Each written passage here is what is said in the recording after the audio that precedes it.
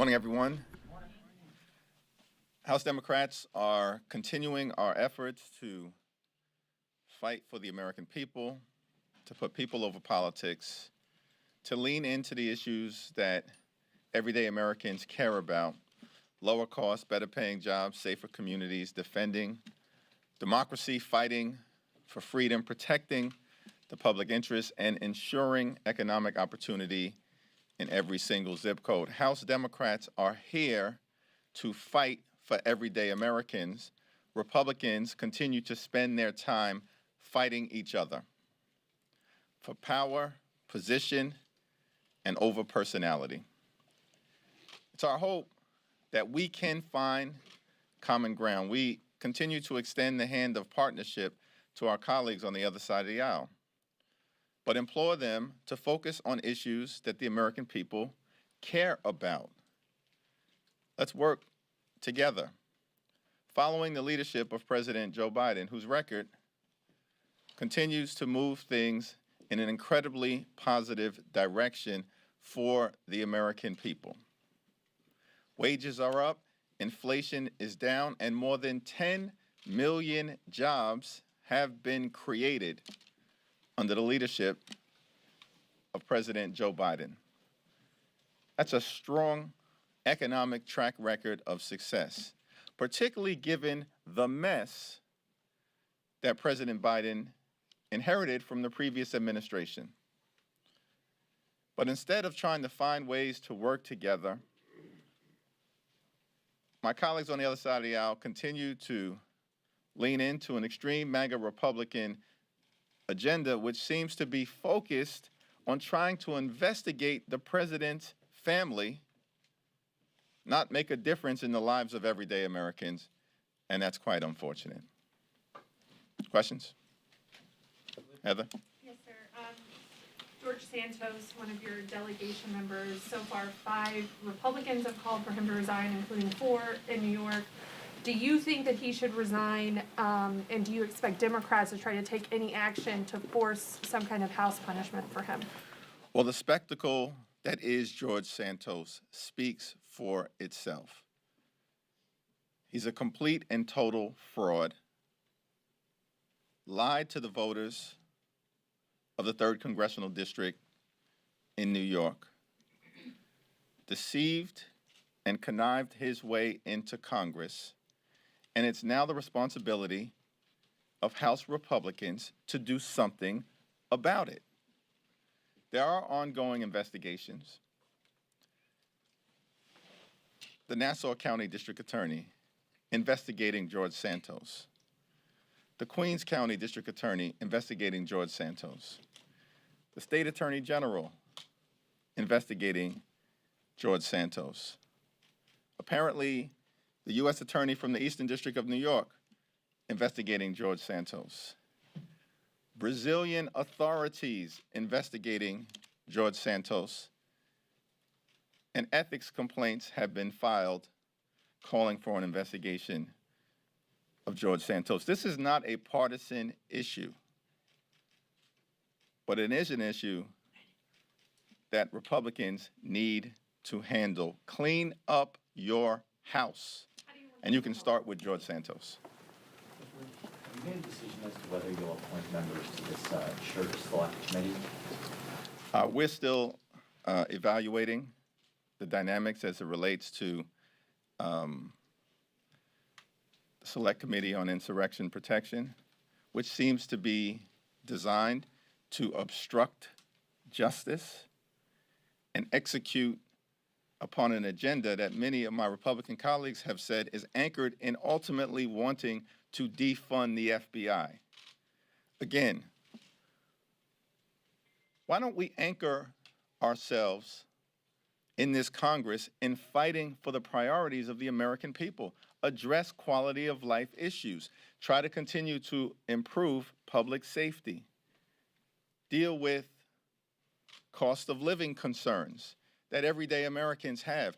That's the focus of Democrats. But Republicans have begun to implement what we suspected would be an extreme MAGA Republican right-wing agenda. On Monday, the Republicans come to the floor of the House of Representatives and they bring a bill that is designed to help the wealthy, the well-off, and the well-connected cheat on their taxes, avoid paying their fair share as part of some effort to subsidize the lifestyles of the rich and shameless. That's Monday.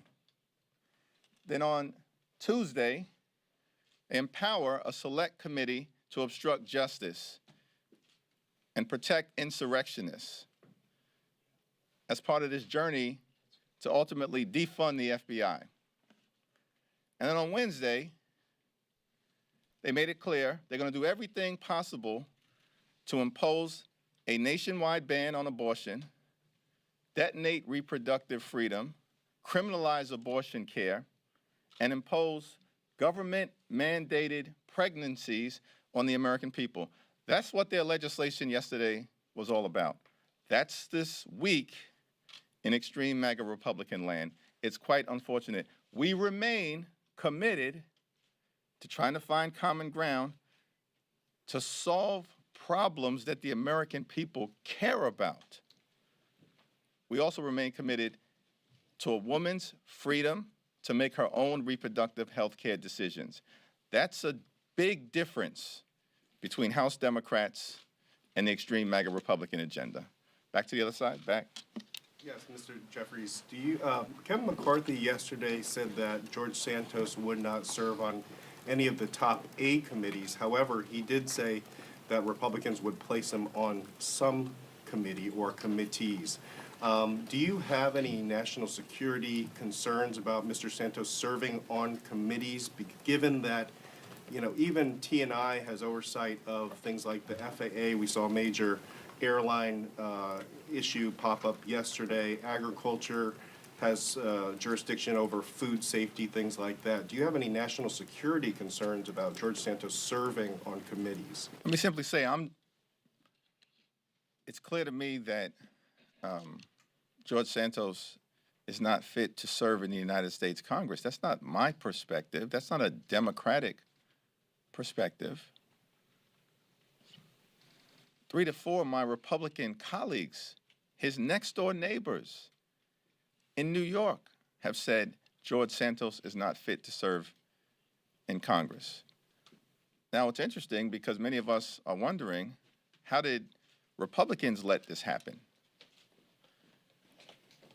How did you get behind someone like George Santos, who is so clearly a fraudster? Santos didn't even have a Republican primary. Think about that. He didn't even have a Republican primary. They cleared the field for him, and now they're running away from him. But why did you clear the field for George Santos? Why did you back him not just in 2022, but they backed him in 2020 as well against Tom Suozzi? Mr. Jeffries, thank you. We talk about this being a responsibility of the Republicans to clean up their house, as you say. But you're now the Democratic leader. You could offer a privileged resolution, which would not even have to sit over because you're the minority leader, to refer him to the Ethics Committee, expel him, reprimand, expulsion, any of those things. Why would not Democrats, if you feel so strongly about Mr. Santos, not try to take action for the integrity of the House? I believe that 2 members of the New York City congressional delegation, Richie Torres and Dan Goldman, have acted in this regard. I was well aware of their decision to do so, but any matters before the Ethics Committee are before the Ethics Committee and should be resolved by members of the Ethics Committee. I've made my appointments to the Ethics Committee. They take seriously their responsibility to be judicious, to be fair, to evaluate the facts, apply the applicable law, and let's see what happens as it relates to the matter that has been before the Ethics Committee. Mr. Jeffries, on the classified documents, we've learned the president was informed of the initial classified documents on the same day they were found more than 2 months ago. Are you concerned the White House didn't disclose this sooner? I have full faith and credit in President Biden. Believe that he's doing everything to take the appropriate steps to determine what happened. and how to move forward in a responsible fashion. And I'm confident that he will continue to do so. What does it say to you that documents have been found at another location? Again, I haven't been briefed on the full set of facts in this regard, but I have full faith in President Joe Biden. Thank you, Jeffrey. So earlier this week, Congressman Fallon introduced articles of impeachment against Secretary Mayorkas for border security issues. We repeated now Biden documents, the drumbeat now, Marjorie Taylor Greene said yesterday we have to impeach him too. Are House Democrats prepared for another round of impeachment against myriad Biden administration officials, or is there anything that can be done to keep a lid on that now? Yeah, House Democrats are prepared to continue to fight for the American people, for working families, middle-class folks, senior citizens, young people, veterans, the poor, the sick, the afflicted, the least, the lost, the left behind, everyday Americans. That's why we come to Washington at our core, to make life better for the people. That's what unifies House Democrats. That's what we believe in. Those are the challenges that we, as members of Congress, Democrats, Republicans, Independents, all of us should be tackling together. And it's very unfortunate that we've seen this extreme MAGA Republican agenda, which is apparently anchored in impeachment and investigation, focused on witch hunts, not working families. We're going to keep our focus on working families. 2 more questions. A follow-up on immigration. Senators were just there, President Biden was just there. It seems like there's some momentum. Is there any discussion in the House between Democrats and Republicans about immigration solutions? Well, it's my hope that we will tackle our border situation and the need for comprehensive immigration reform in a responsible and bipartisan way. We as Democrats stand ready to have those conversations with our colleagues on the other side of the aisle. Many of my colleagues on the other side of the aisle seem to want to politicize the issue, not solve problems. But if there are responsible individuals who want to tackle these challenges together, we stand ready to do that. Going back to committees for a second, have you given any thought to Kevin McCarthy's threat that he would remove certain members of the caucus from committees if the steering committee puts them forward, Ilhan Omar, Adam Schiff? Have you given any more thought to how the Democrats will respond to McCarthy's threat? It's my view that we should not allow extreme MAGA Republicans to determine who serves on committees in the 118th Congress on the Democratic side. What's your reaction to McCarthy saying that the last Congress, House Democrats set a precedent by removing Gosar and Marjorie Taylor Greene? What's your reaction? Same answer. Thank you, Congressman. Last question. Ayanna Pressley, she called the GOP's Insurrection Protection Committee a sham. She said the federal government has already been weaponized by Republicans against Black, brown, and other marginalized groups. Do you agree? Well, I agree that the so-called select committee to investigate the investigators, obstruct justice, and protect insurrectionists is not something that the American people expect responsible representatives to do on their behalf. I traveled the country in the previous 6 months in advance of November.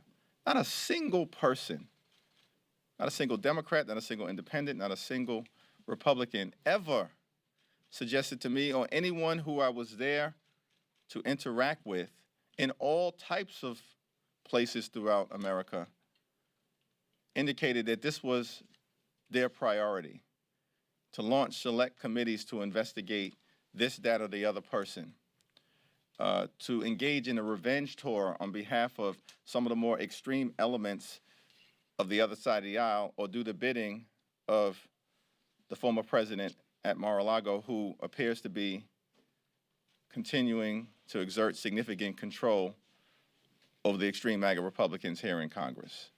Let us do the business of the American people. Focus on kitchen table pocketbook issues. Solve problems on their behalf. That is what House Democrats will continue to do. I hope Republicans will someday soon decide to join us. Thank you. Mr. Jeffries, Mr. Scalise just landed at your feet about Santos saying that you all didn't object to him being seated.